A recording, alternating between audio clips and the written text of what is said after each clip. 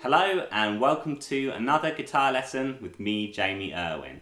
Today we're going to be learning Mock Turtle's Can You Dig It, which is one of my favourite songs from the 90s period. So I'll be doing a tutorial on all the different parts of that song. But before we get into that, I just want to say please hit subscribe because if you do, you'll find a lot more videos like this. You'll find tutorials, you'll find collaborations that I've done with my friends, you'll find solo demonstrations. There's a lot of stuff there, so I'd really recommend hitting subscribe and checking out my other videos. So we're going to start off on what I like to refer to as the main riff of the song. It's the part that goes...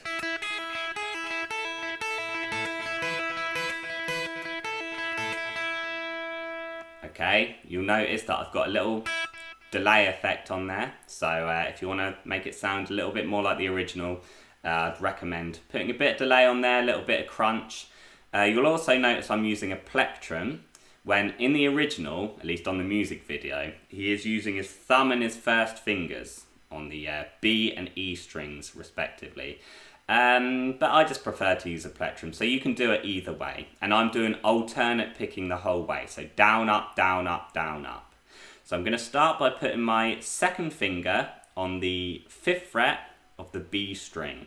And I'm going to go down, up straight away. 2 notes on that one. Then what I'm going to do is I'm going to take my first finger and put it on the 4th fret of the high E string. And I'm going to pull it off onto the open E string. Meaning I'm going to play the note on the 4th fret. And I'm going to pull my finger downwards so that E note comes through. Okay, then I'm going to play that 5th fret of the B string again, and then I'm going to do another pull off from 4 to 0, and I'm going to play that B string again. So a lot of this riff is based on that kind of pattern here. So I'm going... Okay, so you can see there was 2 pull offs there on that 4. Then what I'm going to do is put my 3rd finger on the 5th fret of the high E string, and I'm going to do the same kind of thing. So I'm going to pull off.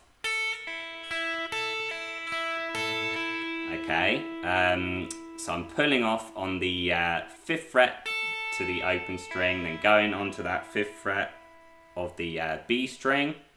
I'm doing that 3 times, 3 pull offs. So, okay. Then I'm going to do the same thing with my 4th finger on the 7th fret. So it's the same kind of pattern. I'm going to do 3 pull-offs. Okay. Then I'm going to go back to 5 with my 3rd finger and do 2 pull-offs.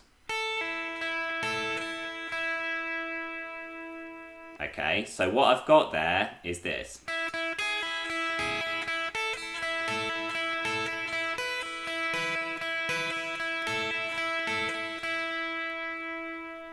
Now that is the essence of that riff. You'll notice I did 2 pull-offs at first, then I did 3 then on the 5, then I did 3 on the 7, and then I did 2 back on the 5. And I think that's kind of the pattern it does, because it seems random, it kind of seems arbitrary when you listen to it. But it's mainly throughout the song, it's going to be that 2, 3, 3, 2, 3, 3, 2, 3, 3 kind of pattern. But it is something that once you've got the gist of this riff, you can kind of improvise it as you go. So we've got this.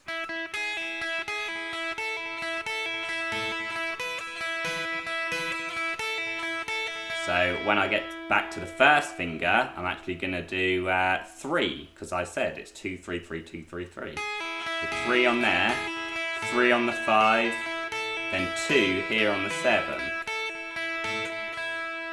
And that is the main riff of the song. Okay, so again, I'm pretty sure it's going 2, 3, 3, but either way, as long as you're counting as you're going and staying in time with the rest of the music, it really doesn't matter because it kind of seems random anyway.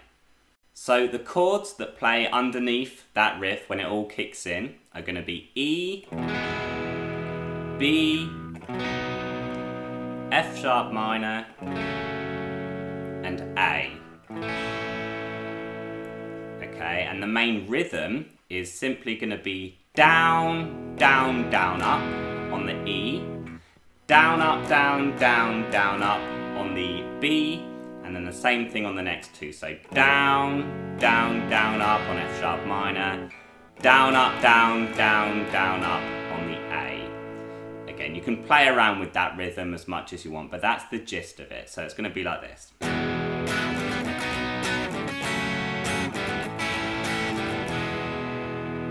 Okay, so that's the chords that play in the intro and the chorus. We'll come back to that in the chorus. When it plays the verse, it's going to be the same chords but in a different order. So this time, and the same rhythm by the way, it's going to be E, A, F sharp minor, B.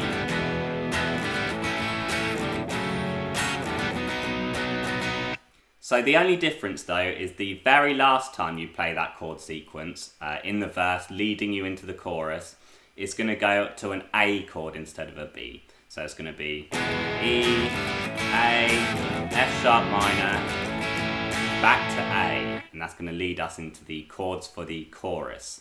So as I mentioned before, the chords for the chorus are going to be the same as the intro. So it's going to be E, B, F sharp minor, A, and underneath that is going to be our main riff as well. Okay, so that always plays on that part during the chorus. So the chords do change halfway through the chorus. We go to a C sharp minor chord, then back to B, then to an A chord, and then to B again. Alright, and if I play this rhythm slowly, on the first time round it's doing this.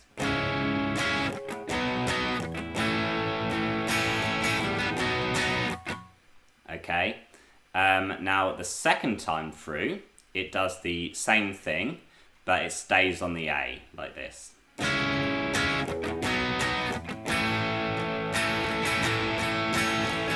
Okay, so you've got an extra couple of beats on that A chord. Then it goes into an arpeggio bit that I will show you in a sec, but I do just want to play that again for you slowly, and I want you to just watch and listen as I play this and try and pick the rhythm up that way.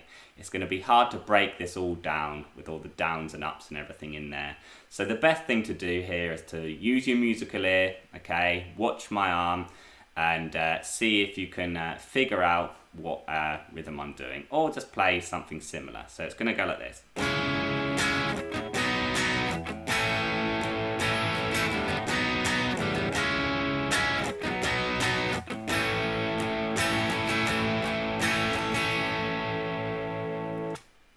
Okay, so that is going to be the first half of that first chorus. By the way, in all of the other choruses of the song, it is slightly longer. It will do this bit, C sharp minor, B, A, B.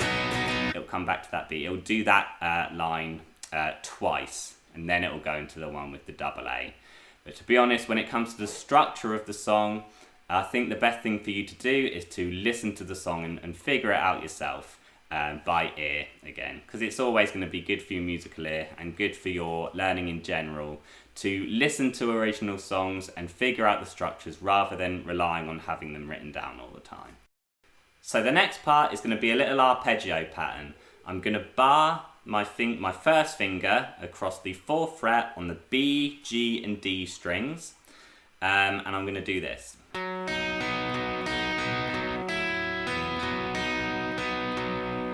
Okay, so I'm adding my second finger onto that 5th fret of the B string to make a sus4 type chord. So again, it's going to go.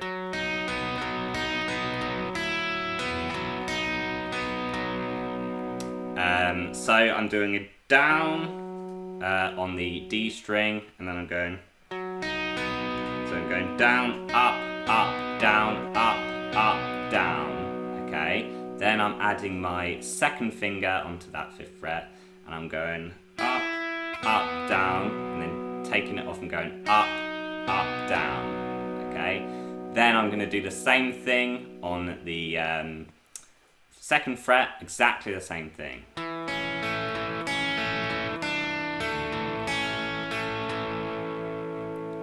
And that's going to lead me into the next part of the song.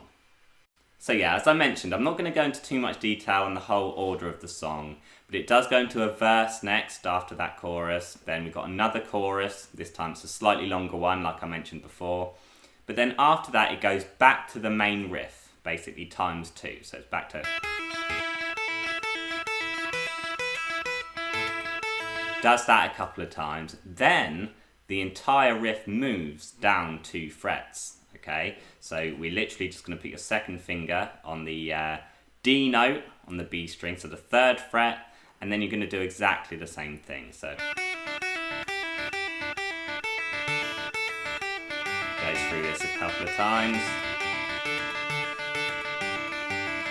but then it goes into the lead section. Now this lead section of the song is just the same lick over and over again. The chords do change in the background, so that's what keeps it sounding interesting, but it is just this lick.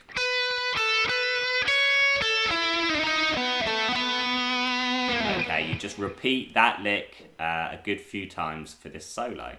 So I'm going to teach you it. It's going to go 12 on the B string, and then 10 on the B string, then back to 12. So you're going to do that with your 3rd and 1st fingers. So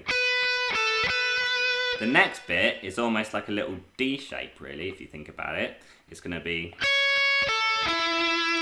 So we're going to be playing the high E string on the 9th fret. We're going to be playing the B string on the 10th fret. And then the 9th fret on the G string. Okay, and then the next part is going to be... Okay, so you're going to go with your 2nd finger now on the 8th fret of the G string, your 3rd finger on the 9th fret of the D string, your 1st finger on the 7th fret of the D string, and then you're going to go back to the 9th fret, okay, on the D string and play that twice. Okay, so you've basically got 3 different little sections there. You've got the 12, 10, 12, you've got the little D pattern, and then you've got this bit. Okay, so one more time.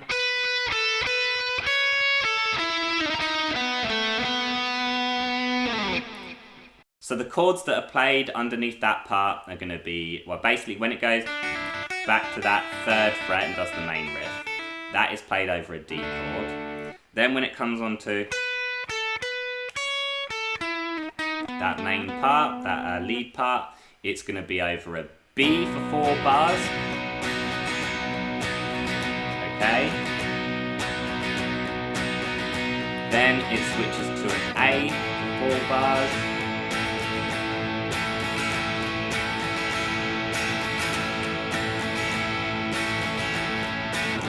Then D for 4 bars.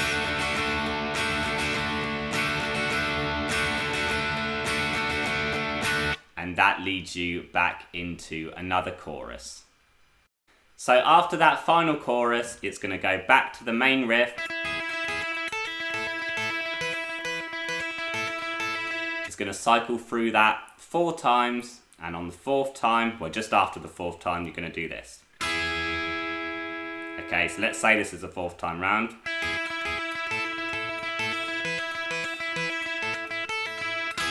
So it just ends with your 1st finger on the 4th fret of the high E string and your 2nd finger on the 5th fret of the B string, and you just play those together.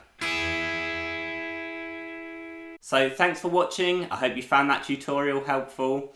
If you have any feedback, just let me know in the comments. Any questions about the song or any requests on other videos to do, just let me know, because I'll be happy to hear from you. And also remember, subscribe to this channel, because there's a lot more stuff like this on there, and I'll see you next time.